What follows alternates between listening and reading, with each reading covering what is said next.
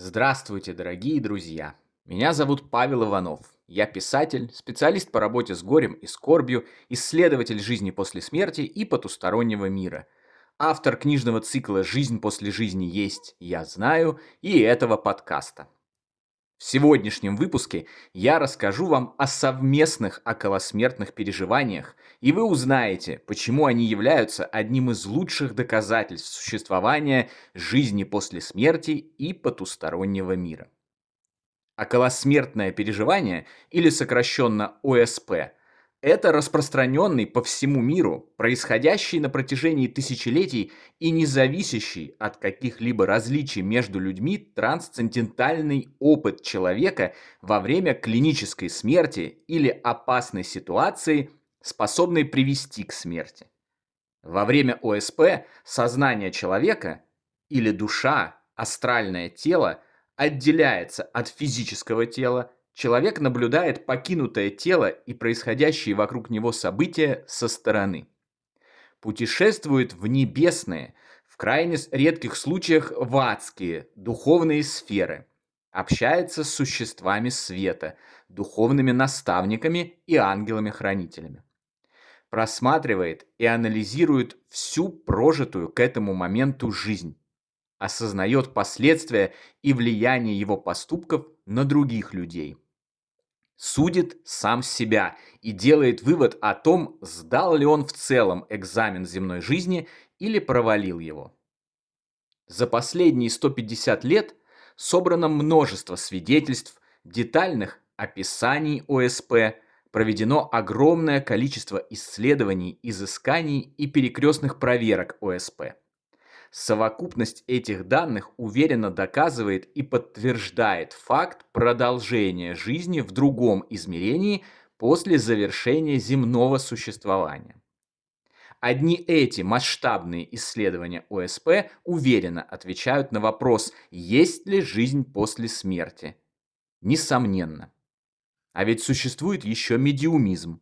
Есть инструментальная коммуникация, внетелесные опыты, квантовая физика, регрессивный гипноз, исследование связи мозга и сознания. Ученые до сих пор не могут обнаружить место в мозгу, где находится человеческое сознание и память. Экстрасенсорные способности, ясновидение, телепатия и многие другие феномены уже исследованные, доказанные и продолжающие исследоваться. Знаний, накопленных человечеством за века своего существования в области жизни после смерти, с избытком хватает, чтобы получить убежденное, основанное на фактах и железных доказательствах понимание. Так называемая смерть – это не конец, а всего лишь переход от одной формы жизни к другой, более прекрасной и комфортной. Для этого нужно всего лишь обладать непредвзятым, открытым к чему-то новому умом и ознакомиться с массивом данных по этой теме. Но скептики и атеисты без устали отмахиваются от любых доказательств жизни после жизни, даже не желая ознакомиться с ними. Придумывают всевозможные опровержения факта продолжения нашего существования после смерти физического тела и тиражируют их, не задумываясь об их несостоятельности. Среди таковых опровержений галлюцинации умирающего мозга, нехватка кислорода, повышенная концентрация углекислого газа в крови, фантазии и выдумки пациентов, туннельное зрение, мошенничество ради славы и популярности и так далее. Позже мы разберем подробнее каждое из таких распространенных опровержений и докажем их несостоятельность. А сейчас я бы хотел остановиться на галлюцинациях, как на самом распространенном опровержении ОСП.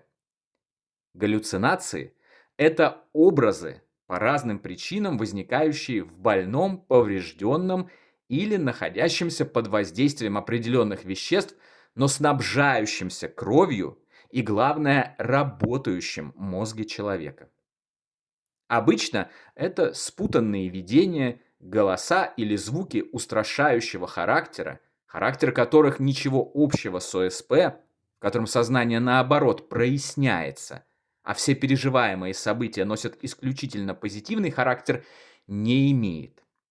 В галлюцинациях люди видят причудливые, искаженные, размытые образы и живущих людей, в отличие от ОСП, когда образы очень четкие, ясные, воспринимаемые как реальность, и появляются только умершие ранее родные и близкие того, кто проходит через ОСП. Кроме того, галлюцинации, как продукт мозга, могут происходить исключительно при включенном, работающем мозге. В состоянии клинической смерти мозг отключен. Он не работает. Следовательно, и галлюцинаций никаких быть не может. Бывают ОСП, никак не связанные с повреждениями мозга.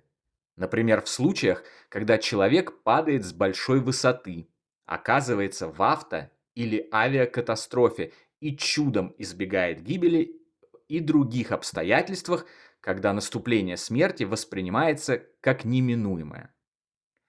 Тело и мозг в таких случаях могут вообще не получить никаких повреждений, а человек все равно испытает ОСП.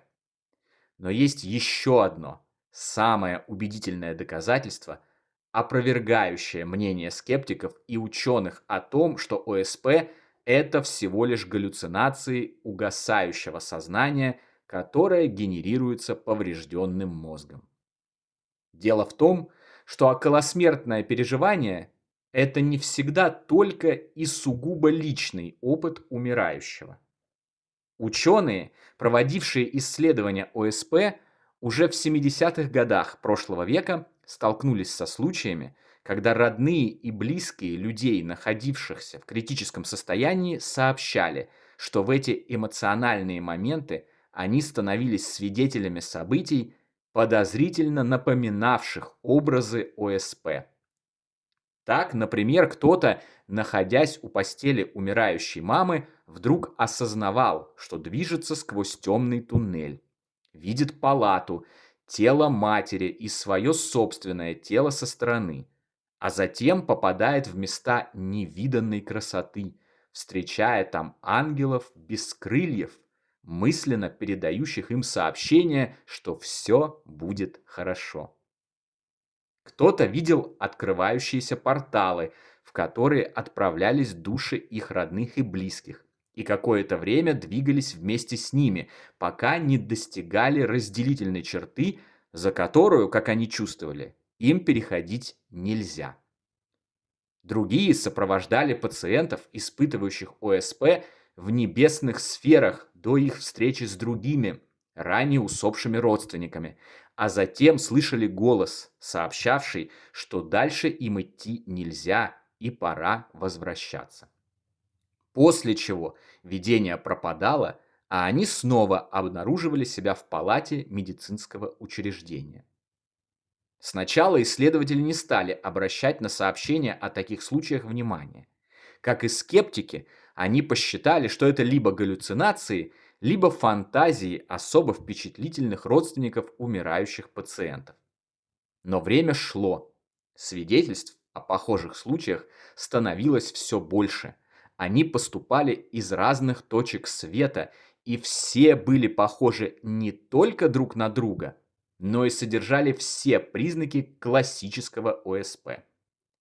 Исследователи были вынуждены обратить внимание на этот феномен и тщательно изучить его. В итоге, в результате многолетних изысканий и проверок, они пришли к выводу, что в некоторых случаях действительно эмоционально близкие к умирающему человеку люди способны испытать околосмертное переживание вместе с ним. При этом описание конкретных образов и стадий ОСП, как выжившего пациента, так и сопровождавшего его близкого, часто совпадают. Этот феномен и назвали совместное ОСП или разделенное ОСП.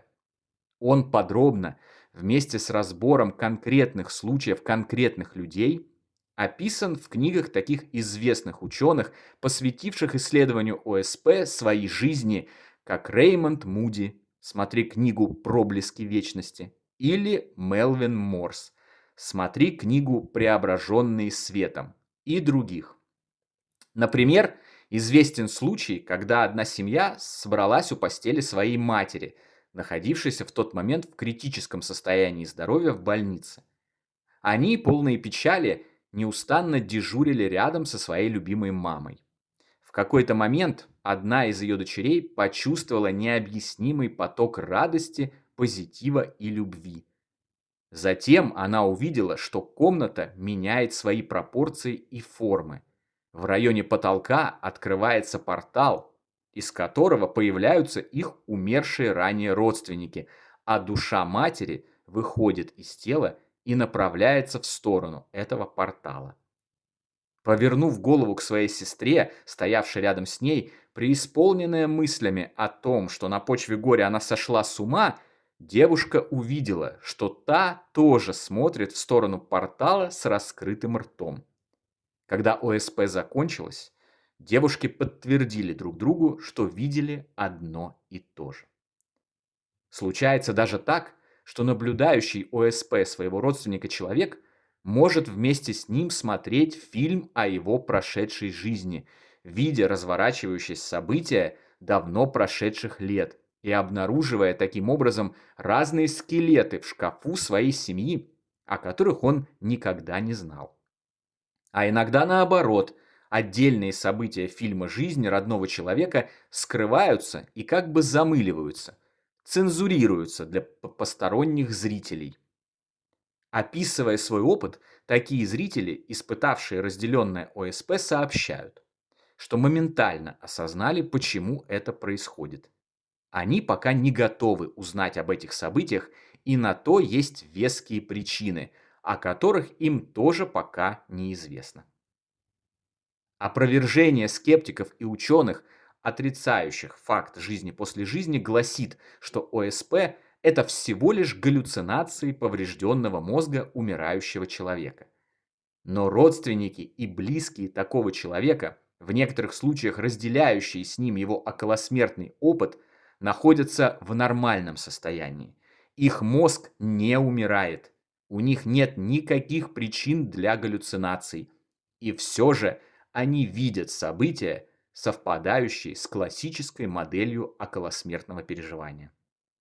Видят туннели, порталы, свои тела со стороны, своих ранее усопших родных, ангелов из существ света, неизвестные им ранее события из жизни членов семьи, пейзажи небесных сфер, слышат прекрасную музыку, чувствуют абсолютную, безусловную любовь, принятие и эйфорию. Это наглухо опровергает теорию тех, кто пытается приписать ОСП галлюцинациям и становится еще одним железным доказательством того, что когда наша командировка на Земле закончится, мы отправимся в духовные сферы гораздо более приятные и прекрасные, воссоединимся с нашими любимыми, родными и друзьями и продолжим путь духовного развития и интересной деятельности уже в другом, великолепном и захватывающем измерении безграничных возможностей. На сегодня это все, дорогие друзья. Подписывайтесь на наш канал, ставьте лайк, поддерживайте нас донатом. Приходите в наши каналы в мессенджерах. Приобретайте наши книги цикла «Жизнь после жизни есть», «Я знаю» и «Онкология и душа». Все необходимые ссылки вы найдете в описании видео. Всего вам самого лучшего, волшебного и замечательного. До новой встречи. Всегда ваш Павел Иванов.